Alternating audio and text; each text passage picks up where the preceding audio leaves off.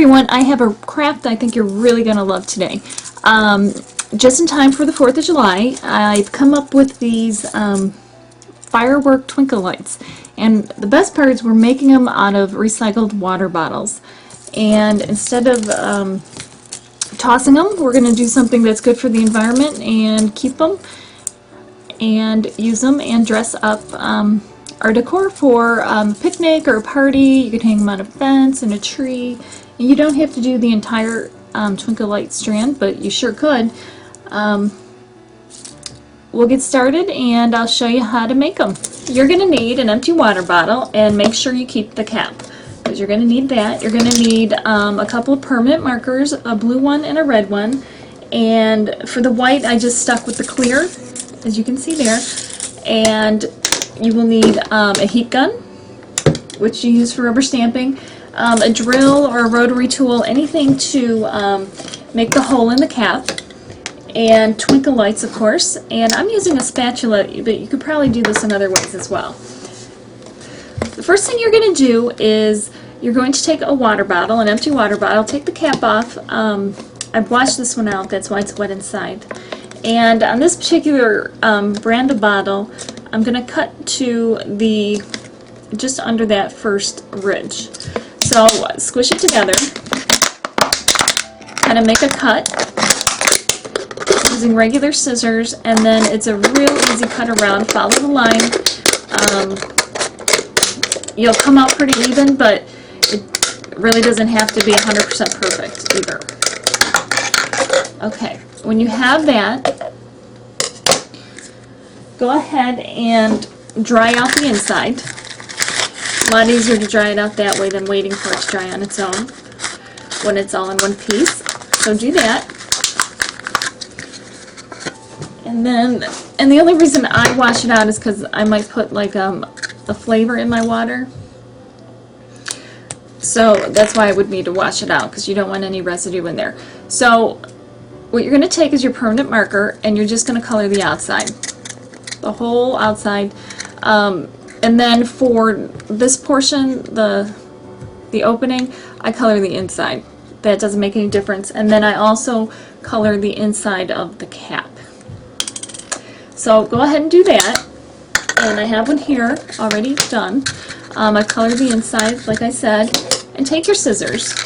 And what you're going to do is you're going to cut around strips around the whole thing. But you don't want to go too far down necessarily, because then the bottle keeps getting thinner, and all of a sudden when you get around, all of a sudden you're not going to have anywhere to go. So I would say to about there. Let's see if I can show it to you. Right about there.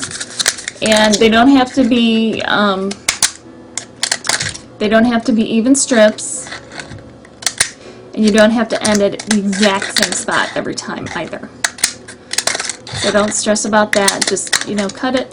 And this is a great project for the kids. The kids can do the coloring, the kids can do the cutting. The heat gun, you may want to take that part on depending on how old they are, or at the very least supervise. But it's real easy. So just keep cutting around. When you finish cutting around, this is what you're going to have. You're going to be able to spread them all open like that. And that's when we're going to start to heat it. Now, what I can suggest is I used a spatula. I found, I tried a number of different things, and this seems to work best for me. If you have something else, use something else. But let me move this down. I'm going to use the edge of my craft table. Now, you could use the concrete sidewalk, you could use maybe a tile or something. You want something that's heat safe, that you're not going to damage, to do this. Now let me see if I can get this on camera. What I do is I hold down some of the fronds, and I have it right on the edge of the table, is right about where they're cut. So I keep that down there because I want them to bend outward like that, as you can see on this one. That way they bend outward and stay like that, because if I just heat it, they'll kind of go all over the place. Okay, let's give it a try and see if you can see this, if I keep my hands out of the way. Okay, I take the spatula, And I kind of position my hand. Let me see.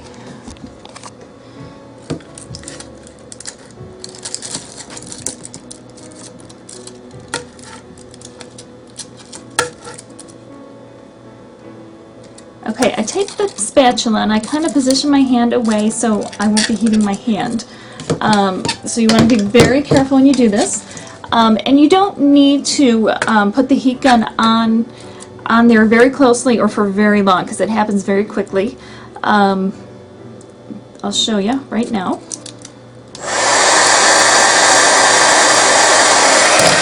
See, there it is already. It's bent into place. So then I would take the next section, put it under, and then heat it again just like I did before. You know, do whatever works best for you. You can, you know, tape the spatula down if you want, if you can't control it. You could have somebody else hold the spatula. But keep going around. Okay, when you have them all initially set so that they bend out, you can leave them like this. But I like to kind of get rid of some of the crease here that was in place from where that ridge was. So all I do is I put it down, and sometimes they'll curl up, but if I find them curling up, I do it for a pretty short amount of time, and if they do end up going one way or the other, then you flip it and do it the other way. But again, it's very quick. You don't need a lot of time with the heat on there.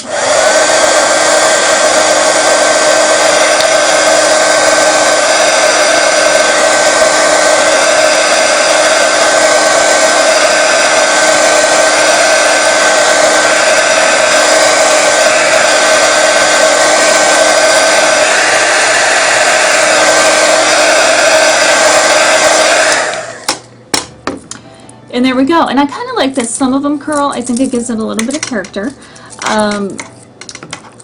It's all finished, so now all we have to do is I'll show you how to attach it when I get gotta find my cap. Here's the cap. And I'll take I'll take one of the bulbs out of the twinkle lights. Let me zoom out here a little bit. Okay. And I'll pull the bulb out. And now I know roughly, I had tried to attach them with tape and stuff like that, and I just didn't like the way that looked, or it seemed like it wasn't holding that well. So I found out that if I drilled it just wide enough to fit the bottom portion in up to the ridge here where it attaches, I don't know if you can see that, up to the ridge where it attaches, then it actually will slip into, back into the twinkle light, and then I don't have to use any tape or anything else. So I just tend to eyeball it and stop and measure a couple times just to make sure that I'm getting it to the right size.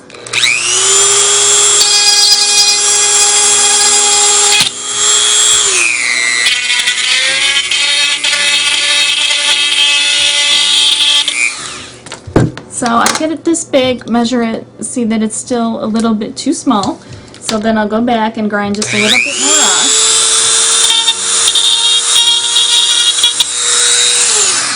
Remember to use your safety glasses. Okay, see that almost fits.